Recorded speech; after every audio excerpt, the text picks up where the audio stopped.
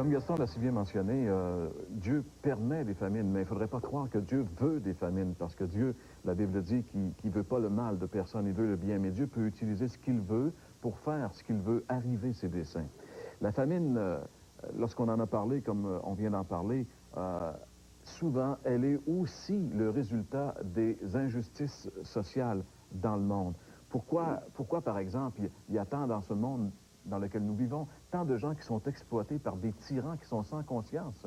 François nous parlait au début qu'il y a des hommes en Afrique qui utilisent la famine, la faim, qui empêchent leur population de manger pour les maintenir dans l'esclavage. C'est incroyable, mais ça existe. Pourquoi est-ce qu'il y a des gens qui meurent de faim pendant que d'autres meurent d'avoir trop mangé, finalement? C'est les injustices. Parce que l'homme a été victime au plus profond de lui-même, au plus profond de son être, d'une catastrophe désastreuse que la Bible appelle le péché.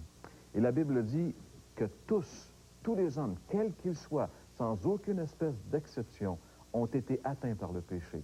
Dans l'Épître de Paul aux Romains, on aimerait peut-être lire ensemble ce verset, qui est un verset central, qui donne en réalité le verdict sur la race humaine au complet. En Romains chapitre 3 et le verset 23, on peut le lire ensemble à l'écran. L'apôtre Paul dit ceci, il dit « Car tous ont péché et sont privés de la gloire de Dieu. » Tous ont péché et sont privés de la gloire de Dieu. Parce que nous sommes des pécheurs, nous sommes séparés de la présence glorieuse de Dieu. La Bible dit aussi que le péché, c'est pas une maladie, c'est une déviance, c'est une infraction. Et le péché, donc, étant donné qu'il n'est pas une maladie, qu'il est une déviance, il ne rend pas l'homme seulement malade, mais surtout coupable. C'est donc beaucoup plus de pardon plutôt que de guérison que l'homme a besoin. Le péché est une infraction, une transgression de la loi de Dieu. Dieu veut pas qu'il y ait des disparités sociales. Dieu ne veut pas qu'il y ait toutes ces injustices que nous voyons dans le monde et qui font souffrir la majorité de l'humanité. Dieu a ordonné à l'homme d'aimer son semblable, de lui faire du bien, de l'aider, non de l'exploiter.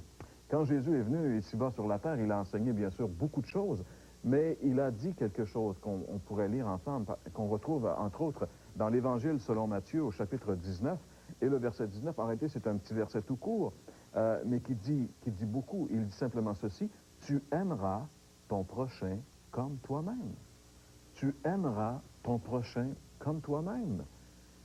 Et si bien sûr nous étions dans un état de détresse, de famine, on serait certainement très heureux de savoir que des gens se soucient de nous.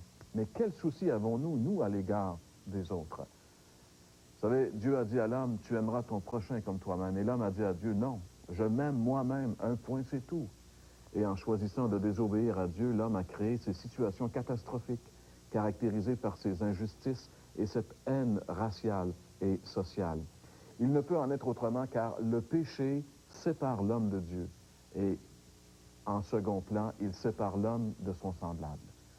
C'est la morale du chacun pour soi que nous vivons aujourd'hui. Mais Dieu propose à l'homme une solution, une seule. Quelle est-elle? Venir à Jésus pour être pardonné, transformé par la venue du Saint-Esprit. Aimeriez-vous être transformé, subir la plus grande transformation qu'il est possible?